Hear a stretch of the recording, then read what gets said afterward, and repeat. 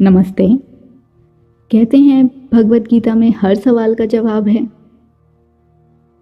सच कहते हैं। अध्याय शुरू करने से पहले एक छोटी सी बात की तरफ ध्यान केंद्रित करना चाहूंगी आपका। हम गीता के मूल रूप यानी कि ओरिजिनल रूप को आप तक पहुंचाने की कोशिश कर रहे हैं, इसलिए हम अपनी राय कम से कम रखेंगे।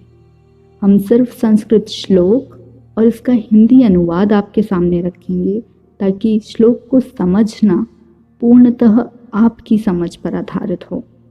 क्यों? क्योंकि हर किसी की ज़िंदगी अलग है, तो हर किसी का सवाल भी अलग होगा और हर किसी के लिए जवाब भी अलग होगा। आइए इस 6000 साल पुराने अतुल्य ग्रंथ को समझने की शुरुआत करते हैं। प्रथम अध्याय, अर्जुन विषाद योग। गीता की शुरुआत धृतराष्ट्र और संजय के अनुवाद से होती है, जहां धृतराष्ट्र संजय से युद्ध भूमि का हाल पूछ रहे होते हैं। धृतराष्ट्र उवाच, धर्मक्षेत्रे कुरुक्षेत्रे समवेतायुत्सव मामका पांडवाश्च किम कुर्वत संजय। धृतराष्ट्र संजय से पूछते हैं, संजय, धर्म भूमि कुरुक्षेत्र में युद्ध की इच्छा से एकत्र हुए मेरे तथा पांडु के पुत्रों ने क्या किया है। संजय उवाच, दृष्ट्वा तु पांडवानीकं व्यूढ़ं दुर्योधन सदा आचार्यमुपसंगमयेन राजा वचनम ब्रवीत। संजय ने कहा, हे राजन, पांडव पुत्रों द्वारा सेना की व्यूह रचना देखकर राजा दुर्योधन अपने गुरु के पास गए और उनसे ये शब्द कहने लगे, पश्येताम पांडु पुत्राणामाचार्य महतीम चमूम व्यूढ़ाम द्रुपद पुत्रेण तव शीशेण धीमता। हे आचार्य, पांडु पुत्रों की विशाल सेना को देखें, जिसे आपके बुद्धिमान शिष्य द्रुपद के पुत्र ने इतने कौशल से व्यवस्थित किया है। अत्र शूरा महेशवासा भीमार्जुन समायुधि युयुधानो विराटश्च द्रुपदश्च महारथ। इस सेना में भीम तथा अर्जुन के समान युद्ध करने वाले अनेक वीर धनुधर हैं, यथा महारथी युयुधान, विराट तथा द्रुपद हैं। धृष्टकेतु चेकितानः काशीराजश्च वीरवानः पुरुजित कुंती भोजश्च शैब्यश्च नरपुंडवः। इनके साथ ही धृष्टकेतु, चेकितान, काशीराज, पुरुजित, कुंती भोज तथा शैब्य जैसे महान शक्तिशाली योद्धा भी हैं। युधामन्युश्च विक्रांत उत्तमौजाश्च वीरवान सौभद्रो द्रौपदेयाश्च सर्व एव महारथा। पराक्रमी युधामन्यु, अत्यंत शक्तिशाली उत्तमौजा, सुभद्रा का पुत्र तथा द्रौपदी के पुत्र, ये सभी महारथी हैं।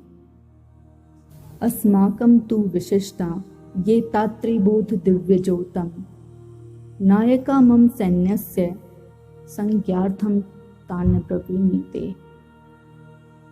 किंतु ये ब्रह्मांड श्रेष्ठ, आपकी सूचना के लिए मैं अपनी सेना के उन नायकों के विषय में बताना चाहूँगा जो मेरी सेना को संचालित करने में विशेष रूप से निपुण हैं। भवान भीष्मश्च कर्णश्च कृपश्च समितिज्ञया अश्वत्थामा विकर्णश्च सौमदत्ती स्थतेव च। मेरी सेना में स्वयं आप, भीष्म, कर्ण, कृपाचार्य, अश्वत्थामा, विकर्ण तथा सौमदत्त के पुत्र पूर्वश्वा आदि हैं, जो युद्ध में सदैव विजयी रहे हैं। अन्ये च भवः शूरा मदर्थे त्यक्त जीविताः नाना शस्त्र प्रहरणा सर्वे युद्ध विशारदा। ऐसे अनेक वीर भी हैं जो मेरे लिए अपना जीवन त्याग करने के लिए तैयार हैं। वे विविध प्रकार के हथियारों से सुसज्जित हैं और युद्ध विद्या में निपुण हैं। अपर्याप्तम तदस्माकं बलम भीष्म अभिरक्षितम पर्याप्तम त्वदमेतेषां बलम भीम अभिरक्षितम। हमारी शक्ति अपरिमेय है और हम सब पितामह द्वारा भली भांति संरक्षित हैं, जबकि पांडवों की शक्ति भीम द्वारा भली भांति संरक्षित होकर भी सीमित है। अयनेषु च सर्वेषु यथा भागमवस्था भीष्ममेव अभिरक्षन्तु भवन्तः सर्व एव हि।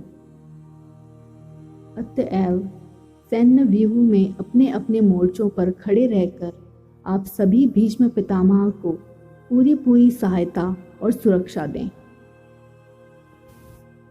तस्य सृजन नयन हर्षं कुरु वृद्ध पितामह सिंहनादं विघ्न घोचे शंखडम दशमौ प्रतापवान। दुर्योधन का हर्ष बढ़ाते हुए कुरुवंश के व्योवृद्ध परम प्रतापी एवं वृद्ध पितामह ने सिंह गर्जना की सी ध्वनि करने वाला अपने शंख को उच्च स्वर में बजाया।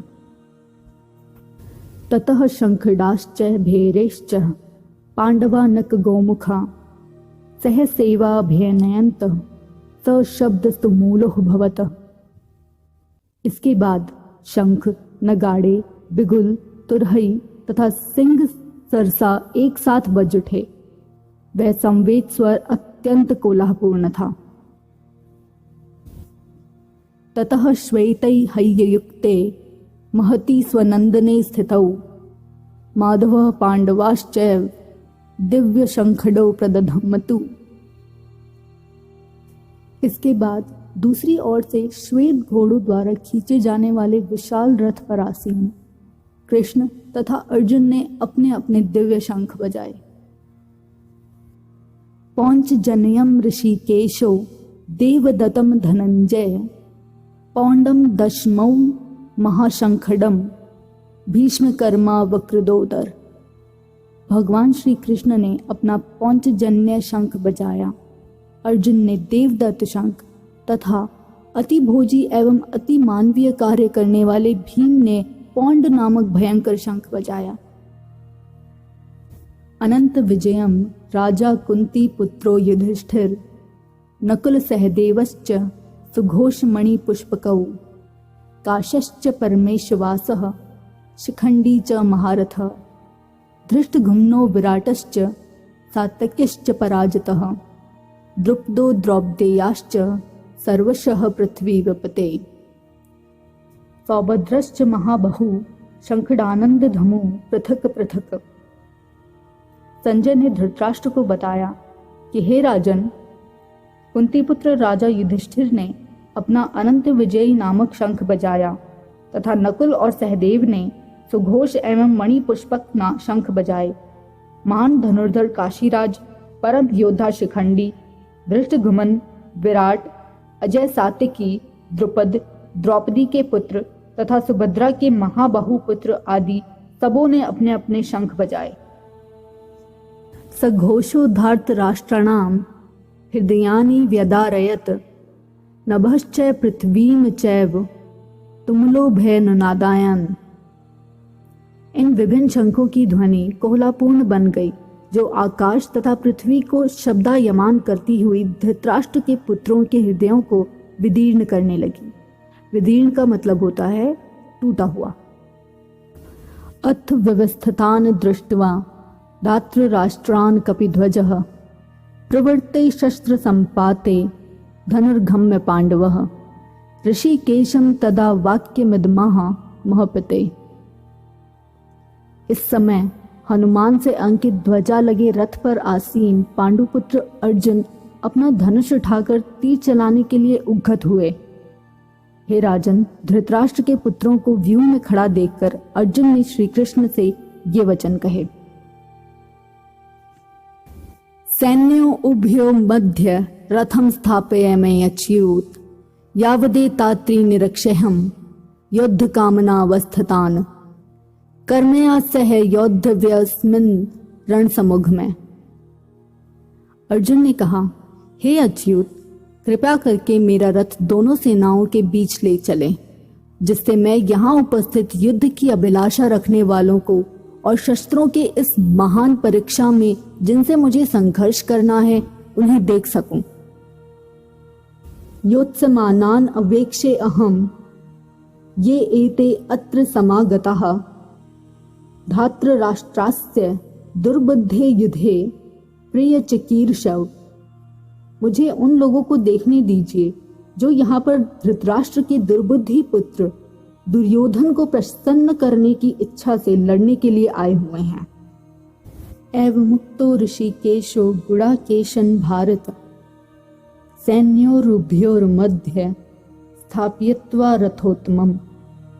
संजय धृतराष्ट्र को बताने लगे, हे भारतवंशी, अर्जुन द्वारा इस प्रकार संबोधित किए जाने पर भगवान कृष्ण ने दोनों दलों के बीच में उस उत्तम रथ को लाकर खड़ा कर दिया।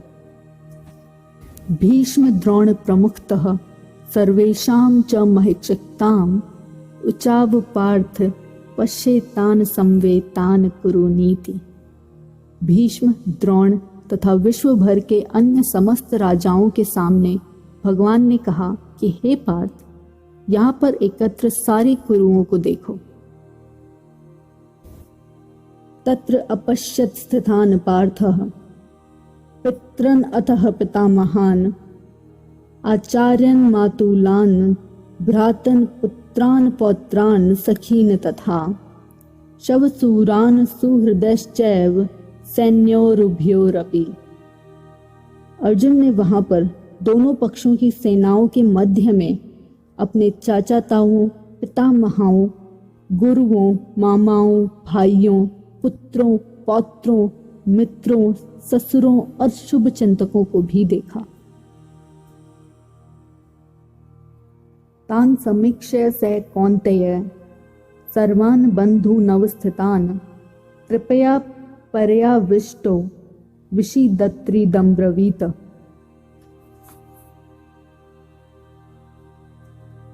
जब कुंती पुत्र अर्जुन ने मित्रों तथा संबंधियों की इन विभिन्न श्रेणियों को देखा तो वह करुणा से अभिभूत हो गया और इस प्रकार से बोला,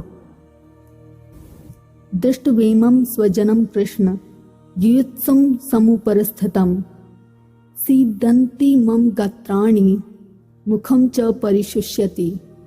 अर्जुन ने कहा, हे कृष्ण, इस प्रकार युद्ध की इच्छा रखने वाले अपने मित्रों तथा संबंधियों को अपने समक्ष उपस्थित देखकर मेरे शरीर के अंग कांप रहे हैं और मेरा मुंह सूखा जा रहा है। वेत्थुश्च शरीरे मेरोम हर्षश्च जायते गांडीवम रत्रम सते हस्तात त्वक् चैव परिदहाते। मेरा सारा शरीर कांप रहा है, मेरे रोंगटे खड़े हो रहे हैं, मेरा गांडीव धनुष मेरे हाथ से सरक रहा है और मेरी त्वचा जल रही है। न च शक्नोमि अवस्थातुं भ्रमतीव च मे मनः निमित्तानि च पश्यामि विपरीतानि केशव। मैं यहाँ अब और अधिक खड़ा रहने में असमर्थ हूँ। मैं अपने को भूल रहा हूँ और मेरा सिर चकरा रहा है। हे कृष्ण, मुझे तो केवल अमंगल के कारण दिख रहे हैं। न च श्रेय अनुपश्यामि हत्वा स्वजन्माहवे न काडक्ष्य विजयम कृष्ण न च राज्यम सुखानि च। हे कृष्ण, इस युद्ध में अपने ही स्वजनों का वध करने से न तो मुझे कोई अच्छाई दिखती है और न मैं उससे किसी प्रकार की विजय, राज्य या सुख की इच्छा रखता हूँ। किम न राजेन गोविंद किम भोग्य जीवितेन वाह यशामर्थे काडशक्तिम न राज्यम भोगा सुखानि च। न इमे अवस्थिता युद्धे प्राणं त्यक्त्वा ध्वानि च आचार्य पितर पुत्र तथैव च पितामहा मातुला शवशूरा पौत्रा श्याला संबंधित तथा एत्रात् हन्तुम् इच्छामि घृतो अपि मधुसूदन। अपि त्रैलोक्य राज्यस्य हतो किम नो मही कृते निहत्य धात्र राष्ट्रात्र का प्रति स्यात् जनार्दन। हे गोविंद, हमें राज्य, सुख अथवा इस जीवन में क्या लाभ, क्योंकि जिन सारे लोगों के लिए हम उन्हें चाहते हैं वे ही इस युद्ध भूमि में खड़े हैं। हे मधुसूदन, जब गुरुजन, पितृगण, पुत्रगण, पितामह, मामा, ससुर, पौत्रगण, साले तथा अन्य सारे संबंधी अपना धन एवं प्राण देने के लिए तत्पर हैं और मेरे समक्ष खड़े हैं, तो फिर मैं इन सबको क्यों मारना चाहूँगा, भले ही वे मुझे क्यों ना मार डालें। हे जीवों के पालक, मैं इन सबों से लड़ने के लिए तैयार नहीं हूँ, भले ही बदले में मुझे तीनों लोग क्यों ना मिलते हों। इस पृथ्वी की तो बात ही छोड़ दें। भला धृतराष्ट्र के पुत्रों को मारकर हमें कौन सी प्रसन्नता मिलेगी। पापमेवाश्रय तस्मान हत्वा तान ततायीन तस्मात्राह व्ययम हन्तु धातृराष्ट्रान् स बांधवान् स्वजनम ही कथम हत्वा सुखीन श्याम माधव। यदि हम ऐसे आतताइयों का वध करते हैं तो हम पर पाप चढ़ेगा, अतः यह उचित नहीं होगा कि हम धृतराष्ट्र के पुत्रों तथा उनके मित्रों का वध करें। हे लक्ष्मीपति कृष्ण, इससे हमें क्या लाभ होगा और अपने ही कुटुंब बंधियों को मारकर हम किस प्रकार सुखी रह सकते हैं। यद्यप्यते न पश्यन्ति लोभ उपहत चेतस कुलश्रय कृतं दोषम मित्रद्रोहे च पातकम कथम न जयम समाभि पापातस्मात् निर्वर्तितुम कुलश्रय कृतं दोषम प्रपश्यद भी जनार्दन। हे जनार्दन, यद्यपि लोभ से अभिभूत चित्त वाले ये लोग अपने परिवार को मारने या अपने मित्रों से द्रोह करने में कोई दोष नहीं रखते, लेकिन हम लोग जो परिवार के विनष्ट करने में अपराध देखते हैं, ऐसे पाप कर्मों में क्यों प्रवृत्त हों, क्यों शामिल हों। कुलश्रये प्रणशयन्ति कुलधर्मा सनातना धर्मे नष्टे कुलम कृतस्त्रम अधर्म अभिभवत्युत। कुल का नाश होने पर सनातन कुल परंपरा नष्ट हो जाती है और इस तरह शेष कुल भी अधर्म से प्रवृत्त हो जाता है। अधर्म अभिभावत कृष्ण प्रदुष्यन्ति कुल स्त्रिय स्त्रीषु दुष्टाशु वाषणे जायते वर्ण संकडरः। हे कृष्ण, जब कुल में अधर्म प्रमुख हो जाता है तो कुल की स्त्रियां दूषित हो जाती हैं और स्त्रीत्व के पतन से अवांछित संतानें उत्पन्न होती हैं। कृष्ण जी, संकडरो नरकायेव कुलघानाम कुलस्य च पतन्ति पित्रोः शाम लुप्त पिंडोदक क्रिया। अवांछित संतानों की वृद्धि से निश्चय ही परिवार के लिए तथा पारिवारिक परंपरा को विनष्ट करने वालों के लिए नारकीय नरक जैसा जीवन उत्पन्न होता है। ऐसे पतित गिरे हुए कुलों के पुरखे गिर जाते हैं, क्योंकि उन्हें जल तथा पिंडदान देने की क्रियाएं समाप्त हो जाती हैं। दोषे रेते कुलघानाम वर्ण संकडर कारके उत्साघन्ते जाति धर्मा कुल धर्माश्च शाश्वतः। जो लोग कुल परंपरा को विनष्ट करते हैं और इस तरह अवांछित संतानों को जन्म देते हैं, उनके दुष्कर्मों से समस्त प्रकार की सामुदायिक योजनाएं तथा पारिवारिक कल्याण कार्य विनष्ट हो जाते हैं। उत्सत्र कुल धर्माणाम मनुष्याणाम जनार्दन नरके नियंतम वासो भवती ते नुशुश्रूम। हे प्रजापालक कृष्ण, मैंने गुरु परंपरा से सुना है कि जो लोग कुल धर्म का विनाश करते हैं वे सदैव नरक में वास करते हैं। अहो बत महत पापम क्रतुम व्यवस्थिता वयम यद्राज्य सुख लोभेन हंतुम स्वजनम मुग्धा। ओह, कितने आश्चर्य की बात है कि हम सब जघन्य पाप कर्म करने के लिए उद्यत हो रहे हैं। राज्य सुख भोगने की इच्छा से प्रेरित होकर हम अपने ही संबंधियों को मारने पर तुल रहे हैं। यदि माम अप्रतीकारम अशस्त्रम शस्त्रपाणये धार्तराष्ट्रः रणे हन्योस्तन्मे क्षेमतरम भवेत। यदि शस्त्रधारी धृतराष्ट्र के पुत्र मुझ निहत्ते तथा रणभूमि में प्रतिरोध न करने वाले को मारें तो ये मेरे लिए श्रेयस्कर होगा, उत्तम होगा। एव मुक्ताव अर्जुनः संखे रथोपस्थ उपाविशतः विसृजय सशरम चापम शोक संविग्र मानसः। संजय हस्तिनापुर में बैठे ये सब देख रहे थे और धृतराष्ट्र को भी बता रहे थे। संजय ने बताया कि ये सब बोलने के बाद युद्ध भूमि में अर्जुन ने अपना धनुष तथा बाण एक और रख दिया और शोक से भरे मन के साथ रथ के आसन पर बैठ गए। प्रथम अध्याय समाप्त हुआ। अच्छा, एक बात बताइए, 25वें श्लोक में श्री कृष्ण अर्जुन को सबकी तरफ देखने को कहते हैं। वैसे तो थे वो छलिया ही, पर उन्होंने इतनी कठिन परिस्थिति में भी अर्जुन का ध्यान दुविधा की ओर क्यों आकर्षित किया होगा? खैर, भगवान थे वो, उन्हें पूरा समझ गए तो हमें इंसान कौन कहेगा। जाने से पहले एक सवाल और। माना जाता है कि भगवत गीता अर्जुन के सिवाय 3 और लोगों ने सीधा श्री कृष्ण के मुख से सुनी थी। इन 3 लोगों में से एक का तो आपने अंदाजा लगा लिया होगा, बाकी 2 और कौन थे? सोचिए सोचिए। अब पूरा वक्त लीजिए सोचने का, क्योंकि आपको जवाब दूसरे अध्याय की शुरुआत में मिलेगा।